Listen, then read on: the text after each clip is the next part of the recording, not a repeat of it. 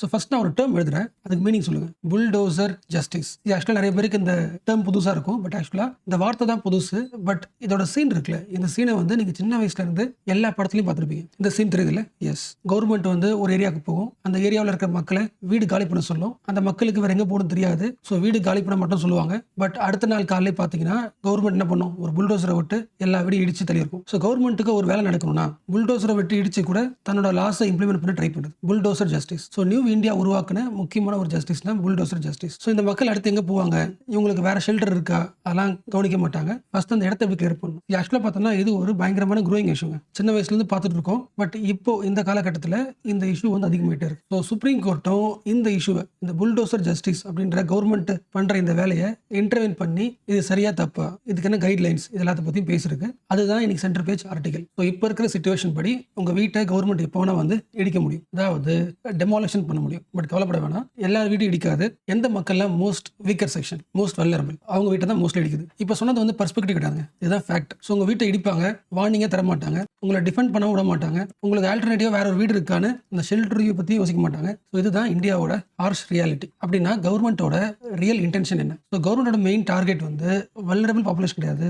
அந்த vulnerable பாப்புலேஷன்லேயே certain community, என்ன சொல்ல போனா யாரெல்லாம் முஸ்லிம்ஸோ, ரிலீஜியஸ் மைனாரிட்டிஸோ, மோஸ்ட்லி அவங்களோட வீடை டெமாலிஷ் பண்றதுக்கு இந்த புல்டோசர் ஜஸ்டிஸ் பயன்படுது. அண்ட் இன்னும் ஃபோக்கஸ் பண்ணா அந்த ரிலீஜியஸ் மைனாரிட்டிலேயே யாரோட வீடெல்லாம் டெமாலிஷ் பண்ணப்படுது. ஒரு ஊர்ல கலவரம் நடந்திருக்கும், அந்த கலவரத்துல யாரெல்லாம் பங்கெடுத்தாங்களோ, முக்கியமா அந்த கலவரத்துல முஸ்லிம்ஸ் பார்ட்டிசிபேட் பண்ணியிருந்தா அடுத்த நாள் காலையில் நீங்க தூங்கி எழுந்திருக்கும் போது உங்க வீடு என்ன இருக்கும், டெமாலிஷ் பண்ணப்பட்டிருக்கும். ஸோ இந்த இன்சிடென்ட் வந்து நிறைய கேஸ் நம்மளோட கோர்ட்ல இருக்கு. அது ஒரு பெஸ்ட் எக்ஸாம்பிள். வாசிம் ஷேக் ஒரு முஸ்லீம், மத்திய பிரதேஷ்ல கார்கோன் பகுதியில் வாழ்ற ஒரு முஸ்லீம். அவரோட லைவ்லிஹுட்டுக்கு கிராசரி ஷாப் வச்சுக்கிட்டு பிசினஸ் பண்றாரு. அந்த ஊர்ல ஒரு கலவரம் நடக்குது. அடுத்த நாள் காலையில் வாசிம் ஷேக் எழுந்து பார்க்கும்போது அவரோட கடை டெமாலிஷ் பண்ணப்பட்டிருக்கு. இவருக்கு என்ன ரீசன் சொல்லப்படுது, அந்த கலவரத்துல நீங்களும் கல் எடுத்து எரிஞ்சிங்க, அதனால உங்க கடை என்ன இருக்கு, இடிஞ்சு போயிருக்கு. பட் ஆக்சுவலா பார்த்தோன்னா இந்த வாசிம் ஷேக்கு ஒரு கை இல்ல, ஒரு கை இல்லாதவர் கலவரத்துல பார்ட்டிசிபேட் பண்ணி கல்ல தூக்கி எரிஞ்சாருன்றதே ஒரு பெரிய ஃபேக் ஸ்டோரி இல்ல. அப்ப இன்னும் கொஞ்சம் இந்த இன்சிடென்ட், இந்த கேஸ் நமக்கு என்ன சொல்ல வருது, ஸ்டார்ட் பண்ணது என்னன்னா புல்டோசர் ஜஸ்டிஸ். இந்த பாப்புலேஷன் மேல வெல்னரபிள், இன்னும் கொஞ்சம் ஃபில்டர் பண்ணா வெல்னரபிள் யாரு,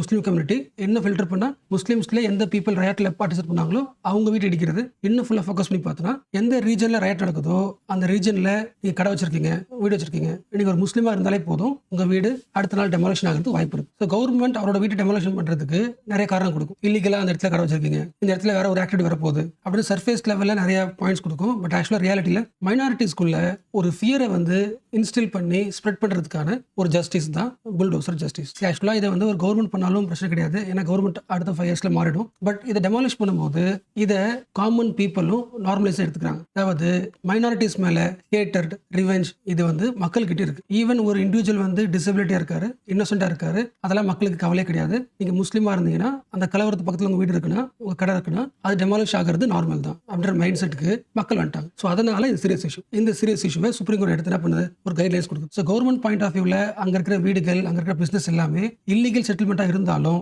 அதை இடிக்கணும் நீங்க பிளான் பண்ணாலும் அதுக்குன்னு சில லீகல் ப்ரொசீஜர் இருக்கு. அந்த லீகல் ப்ரொசீஜரை ஃபாலோ பண்ணாம ஏன் டெமாலிஷ் பண்ணீங்க? ஸோ இது வந்து ஒன் வே ஆஃப் கம்யூனல் வயலன்ஸா இருந்தாலும் அதை விட முக்கியமான issue human rights violation issue. Government டைரக்டா பண்ற ஒரு ஹியூமன் ரைட்ஸ் வயலேஷன் இஷ்யூ இந்த கண்ட்ரில டெமோக்ரஸி ஸ்ட்ராங்கா இருக்கிற இந்தியாவில். ஸோ இது வரைக்கும் பார்த்தது வந்து ஜென்ரல் இன்டர்பிரேஷன். இதே இஷ்யூவை சுப்ரீம் கோர்ட் எப்படி பார்க்குது அதை பார்க்கலாம். இந்தியாவில் மோஸ்ட் பவர்ஃபுல் யார், காமன் பீப்புளா, அதாவது மார்ஜினல் பீப்புளா, கான்ஸ்டியூஷனா இல்ல லோக்கல் அத்தாரிட்டியா? கான்ஸ்டியூஷன்ல இந்த மக்களை சேஃப்கார்ட் பண்றதுக்கு ஃபண்டமெண்டல் ரைட்ஸ் இருக்கு, ரைட் டு ஹவுசிங் இருக்கா? எஸ். ஸோ இதெல்லாம் கான்ஸ்டியூஷன் கேரண்டி பண்ணி இருக்கிற ஒரு கண்ட்ரில சிம்பிளா ஒரு லோக்கல் அத்தாரிட்டி இவங்க வீட்டு இடிக்கிறாங்கன்னா கான்ஸ்டியூஷனல் வேல்யூஸ் எல்லாமே பேப்பர்ல தான் இருக்கே தவிர ரியாலிட்டியில அதுக்கு பவர் இல்லைன்னு அர்த்தம். சரி, ஆக்சுவலா ஒரு கண்ட்ரில constitution plus criminal procedure code இதெல்லாம் இருக்கிறதோட மெயின் பர்பஸ் என்னன்னா கவர்மெண்டோட ஆர்பிட்ரரி ஆக்ஷன் இருக்குல்ல, தன்னிச்சையா செயல்படுறல, அவங்களோட ஆக்ஷனை கண்ட்ரோல் பண்றதுக்காக தான் கான்ஸ்டியூஷன், சிஆர்பிசி எல்லாமே. அவ கவர்மெண்ட் கிரியேட் பண்ண இந்த புல்டோசர் ஜஸ்டிஸ் எதை அண்டர்லைன் பண்ணுது, கான்ஸ்டியூஷனல் வேல்யூஸ் அண்டர்லைன் பண்ணுது, முக்கியமா ரூல் ஆஃப் லா வயலேட் பண்ணுது, டியூ ப்ராசஸை வயலேட் பண்ணுது. அதாவது ஒருத்தவங்க வீட்டை நீங்க அப்ரூவ் ஒரு டியூ ப்ராசஸ் இருக்கும்ல, ப்ரொசீஜர் இருக்கும்ல, எந்த ப்ரொசீஜரையும் ஃபாலோ பண்ணாம டெமாலிஷ் பண்றீங்கன்னா இந்த கவர்மெண்ட் வந்து கான்ஸ்டியூஷனல் வேல்யூஸை ஃபாலோ பண்ணல. இது சுப்ரீம் கோர்ட்டோட பாயிண்ட். ஸோ இந்த இஷ்யூவை சரி பண்ண என்ன பண்ணலாம்? சுப்ரீம் கோர்ட் சொன்ன ஃபர்ஸ்ட் பாயிண்ட் என்னன்னா ஒரு இந்தியா லெவல்ல, பேன் இந்தியா லெவல்ல ஒரு கைட்லைன்ஸ் கொண்டு வரலாம். அதாவது ஒருத்தவங்க வீட்டையோ இல்ல அந்த ஏரியா முழுக்க கலெக்டிவா நீங்க என்ன பண்ண போறீங்க, டெமாலிஷ் பண்ண போறீங்கன்னா டெமாலிஷன் பண்றதுக்கான கைட்லைன்ஸ், ரூல்ஸை ஃபாலோ பண்ணணும். ஹியூமன் ரைட்ஸ், கான்ஸ்டியூஷனல் பிரின்சிபல்ஸ் இது எதுவுமே வயலேட் ஆகாத மாதிரி அந்த டெமாலிஷன் ப்ராசஸ் பண்ணணும். ஸோ அதுக்கான கைட்லைன்ஸை சுப்ரீம் கோர்ட் உருவாக்க சொல்லியிருக்கு. ஸோ இதுதான் இப்போதைக்கான கரண்ட் அஃபேர்ஸ். பட் ஆல்சோ அந்த ஆர்டிக்கலில் இன்னும் சில டேர்ம்ஸ்லாம் வந்திருக்கு. அந்த டேர்ம்ஸ்லாம் பார்க்கலாம். உங்களுக்கு தெரியும் தான் பார்க்கலாம். சரி, நான் எக்ஸ்பிளைன் பண்ணல, ஃபர்ஸ்ட் நான் டேர்ம் எழுதுறேன். ஓகே, ஏன்னா உங்களுக்கு மோஸ்ட்லி தெரியும். என்டர் பண்ணுங்க. நமக்கு டெமாலிஷன் தெரிஞ்சு போச்சுல, புனிட்டிவ் டெமாலிஷன் அர்த்தம். ஃபார் எக்ஸாம்பிள், இந்த ஊரில் வந்து கலவரத்துக்கு யார் காரணம் இருப்பாங்க?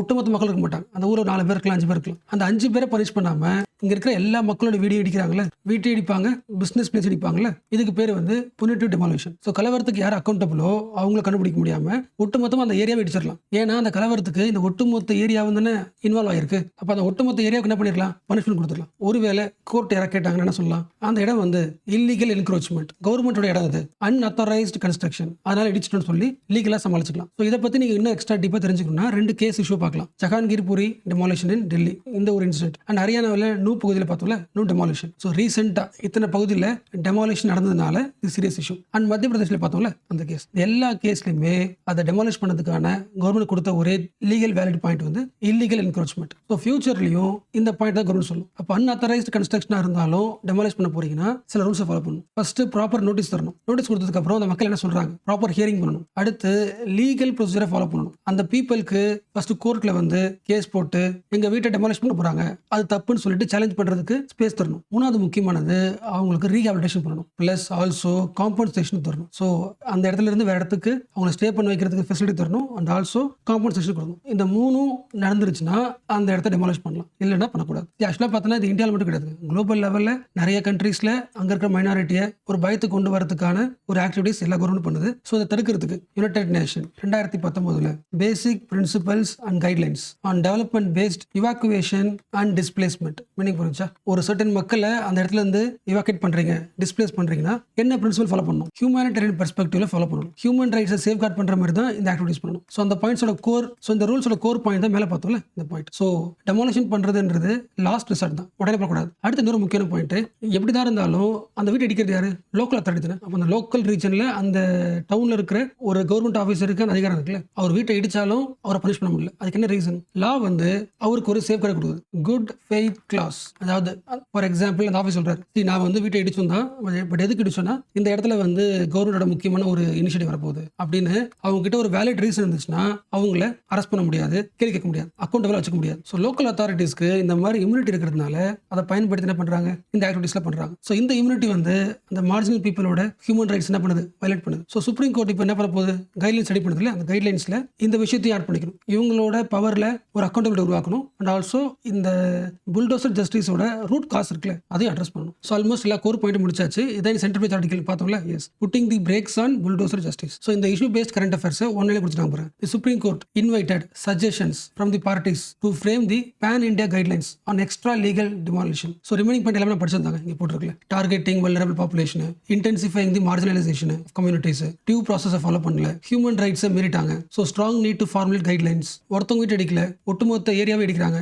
Which means collective punishment for the rioters. Example Haryana நடந்தது, டெல்லி, ஜஹாங்கீர்புரி, அப்புறம் Madhya Pradesh. So it is the dangerous pattern of state driven oppression. And also 2019 united nation ஒரு பிரின்சிபல் உருவாக்கிச்சு, based on humanitarian perspective. So அந்த கைட்லைன்ஸை பேஸ் பண்ணி சுப்ரீம் கோர்ட் உருவாக்கும் போது multiple டைமென்ஷன்லாம் சரி பண்றதுக்கு ஐடியா உருவாக்கணும். அதை ரூட் காஸை கண்டுபிடிக்கணும். எப்படி பண்ணலாம்? இந்த 3 பாயிண்ட் பார்த்தோம்ல. டெமாலிஷன் பண்றதுக்கு முன்னாடி ஃபர்ஸ்ட் என்ன பண்ணணும், சில ஸ்டெப்ஸ் ஃபாலோ பண்ண பார்த்தோம்ல, அந்த பாயிண்ட் இது. ஸோ நோட்டீஸ் தரணும், அப்புறம் லீகல் அட்வைஸ்க்கு ஸ்பேஸ் தரணும். ரொம்ப முக்கியமானது நான் சொல்லாதது, டெமாலிஷன் பண்ணும்போது அதிகமான ஃபோர்ஸ் வரக்கூடாது. Use of physical force should be minimized. இந்த புல்டோசர் மாதிரி யூஸ் பண்றாங்களா, அதெல்லாம் வரக்கூடாது. That should be avoided. அதே மாதிரி எப்போ டெமாலிஷன் பண்ணணுன்ற டைம் இருக்குல்ல, அதெல்லாம் ஃபிக்ஸ் பண்ணணும். மோஸ்ட் ஆஃப் டெமாலிஷன் வந்து லேட் நைட்ல தான், லேட் நைட்ல ஏர்லி மழை பண்ணுவாங்க, யாருக்குமே தெரியாத டைம்ல பண்ணி முடிச்சிருவாங்க. அப்புறம் லாஸ்ட் என்ன பண்ணணும், ரீஹாபிலிட்டேஷன். அண்ட் கடைசியா அந்த டெமாலிஷன் பண்ற அஃபிஷியல்ஸ்க்கு இம்யூனிட்டி இருக்கு under the good faith clause, இதை சரி பண்ணணும். ஸோ இது எல்லாத்தையும் பேன் இண்டியன் கைட்லைன்ஸ்ல ஆட் பண்ணிடணும். ஸோ ஆல்மோஸ்ட் இதுதான் அந்த ஆர்டிகல் போட்டிருக்க பாயிண்ட்ஸ், இதெல்லாம் தான் பார்த்தோம்.